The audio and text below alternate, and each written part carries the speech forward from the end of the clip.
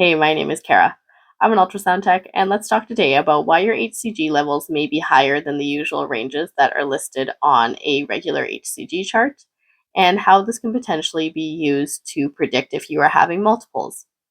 Now, if you have not watched my part 1 and part 2 of my hCG videos, please go ahead and check those out so that you can have a bit more of a general understanding of how hCG works and basically what I'm talking about in this video.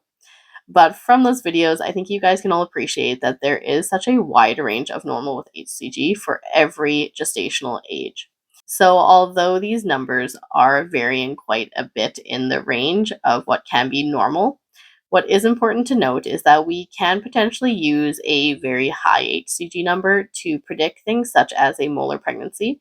Which, if you guys want to know more about that, I do have a video titled Gestational Trophoblastic Disease if you want to know more about that.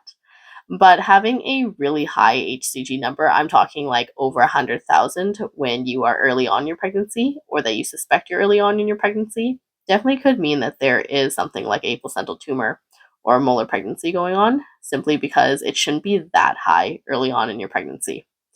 But one of the main culprits of having hCG not being where you think it is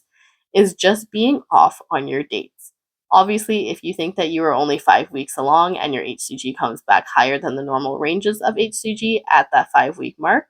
but you are actually 7 weeks along, as in maybe your periods are irregular or you just ovulated much earlier than what you thought, then your hCG ranges are going to be more in that 7 week range because that's how far along you are, versus in that 5 week range with what you originally thought. Now, with multiples, hopefully this is pretty self explanatory, but when there is two babies versus just one baby, then the hCG levels are going to be higher in general just because there are two instead of one. So that could also be the culprit of having a higher hCG level than usual. Now, again, addressing this comment here, because of the wide ranges, how can we even tell that it is going to be multiples or gestational trophoblastic disease or that you are off on your dates? Well, we actually can't really.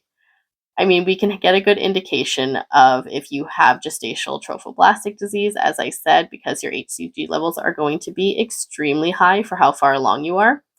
But kind of like in part 1 and part 2 of my hCG videos, it really just highlights that this is just simply an indicator or like a sign of how your pregnancy is going. And until we go ahead and do an ultrasound, we aren't going to know whether or not this high hCG level is due to a placental tumor, if it's because you were totally off on your dates and you're actually a couple of weeks later than what you anticipated, or if you are actually having more than one baby. So, again, we can't really use hCG to definitively diagnose what is going on, but it will give us a general idea of what to expect when we are doing the ultrasound.